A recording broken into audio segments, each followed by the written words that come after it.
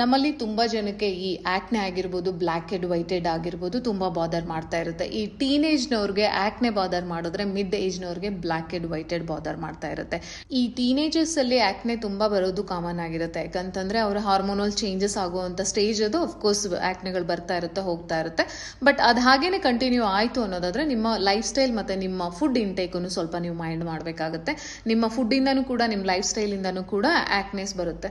ಅದ್ರ ಜೊತೆಗೆ ಹಾಗೇನೆ ನೀವು ಒಂದು ಏಜ್ ಕ್ರಾಸ್ ಆದ್ರೂ ಕೂಡ ಹಂಗೇನೆ ಆಕ್ನೆ ಇನ್ನೂ ಓರ್ಸ್ ಹಾಕೊಂಡು ಹೋಗ್ತಾ ಇದೆ ಅನ್ನೋದಾದ್ರೆ ದೆನ್ ನೀವು ಡರ್ಮಟಾಲಜಿಸ್ಟ್ ನ ಕನ್ಸಲ್ಟ್ ಮಾಡಲೇಬೇಕಾಗುತ್ತೆ. ಯಾಕಂದ್ರೆ ಕೆಲವೊಂದನ್ನ ನಾವು ಇಂಟರ್ನಲ್ಲಿನೇ ಡಯಾಗ್ನೋಸ್ ಮಾಡಿ ಡಿಸೈಡ್ ಮಾಡಬೇಕಾಗುತ್ತೆ, ಯಾವುದು ಬೆಸ್ಟ್ ನಿಮಗೆ ಸೊಲ್ಯೂಷನ್ ಕೊಡುತ್ತೆ ಅನ್ನೋದನ್ನ ನಾವು ನೋಡ್ಬೇಕಾಗುತ್ತೆ.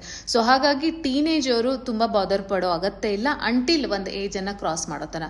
ಹಾಗೆ ಯಾರೆಲ್ಲ ಈ ಬ್ಲ್ಯಾಕ್ ಹೆಡ್ ವೈಟ್ ಹೆಡ್ ಇಂದ ಸಫರ್ ಮಾಡ್ತಾ ಇದ್ದೀರೋ ಅವರು ನೀವು ನಿಮ್ಮ ಸ್ಕಿನ್ ರೂಟೀನ್ ಅಲ್ಲಿ ಯೂಸ್ ಮಾಡ್ತಾ ಇರುವಂತ ಫೇಸ್ ವಾಶ್ ಅನ್ನ ಚೆಕ್ ಮಾಡಿ.